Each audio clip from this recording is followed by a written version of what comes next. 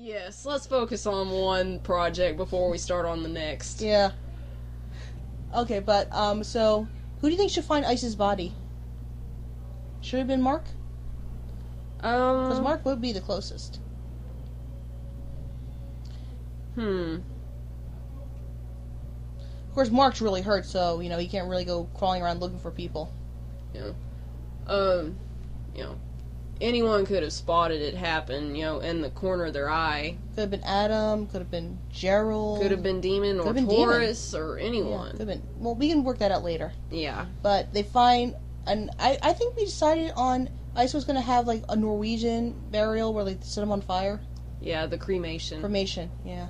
Like the funeral pyre. Mm-hmm. That's probably what they did with David, too. Yeah, they did. Mm-hmm.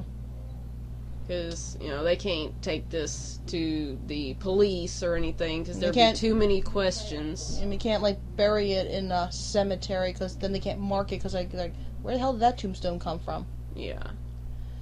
It's like, why didn't I hear about this death, when someone sees a fresh grave? Right. And so, basically, Donovan waves off. It's all victory until they all find out that Ice is dead. And then later on, actually, I think I had this in my mind. Taurus is in shock about Ice's death, and then he hears Gerald goes to Mark. It's like, Mark, you've been bitten. Taurus slowly turns around, pulls out a blade, and starts going over to Mark. He's ready to slit his throat. Mm-hmm. He's nothing like he's like. Yeah. It's like one of those things where, when a horse breaks his leg, you immediately shoot it. He turns like, oh, you got been a werewolf? Okay, come here. Yeah. The way I envisioned it, this is just us discussing our different points of view. Yeah, that's the purpose of the brainstorm. Yes, exactly. Just to figure out exactly what we've got ideas for and what we want to do. Mm-hmm. And then we'll figure out exactly how to work it later. Right. When they're having the funeral ceremony, and the body's already been set on fire, the fire's going up.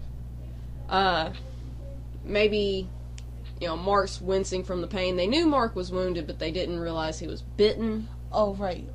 Oh, so he hasn't been... Okay, so they don't want to notice that, right? It should be after the funeral. Okay, that's cool. Well, or at least during. Yeah. He's got his jacket on, so it's, kind of covering some of it. And, he's, still wincing and stuff, bleeding. And they Demon notices, she smells the blood. And, he's kind of feeling the wounds and all. Like, gently touching it, like, yeah. And she basically rips his jacket away. She doesn't tear the jacket up. She basically, it's like, pretty much like ripping it off. Wow. And she starts, pulling back his shirt from where the wounds are. And he's probably trying to, like, stop her, like, hey, knock it off. Yeah, he's freaking out because I'm fine, right? Yeah, it's like, it's nothing. It's no big deal. Oh, you know what should have been? Maybe Mark was overhearing the conversation with Gerald, and he hears what Demon said about if he had been bitten. Well, he's remembering that because that had happened beforehand. And, Demon sees the wounds. She recognizes them as bite wounds. Yeah. And she just, basically, her eyes just go wide, start glowing. And she starts hissing and just jumps back. And then she's freaked. And Taurus turns around and says, "What's wrong?" So Demon say he's been bitten? So one of the others says it. Gerald turns it's like Mark, you've been... Maybe Gerald runs over and says, Mark, you've been bitten. Taurus slowly turns around, pulls out a blade, and starts coming over to Mark. And, after a moment when she sees, Taurus heading towards Mark, about halfway from where Taurus was standing to where he would have reached Mark, is when Demon jumps in. Remember how we decided how we were going to do a thing with Loki when, Loki was raising back his fist, she grabbed it? Maybe it should be the same thing with Taurus and the knife, and she grabs his arm. I don't think she would have let him get that close. Really? Alright. So she's shocked for a moment, then she immediately goes back into, defense mode. Yes. He says, because that is her brother, regardless. Right. And, like we said in the last podcast, if there's even the slightest chance that he's not going to have the mindset of a normal werewolf, she's got to make sure. And then remember, Gerald was like, he's like, Demon, you said if any of us were bitten, we had to be killed.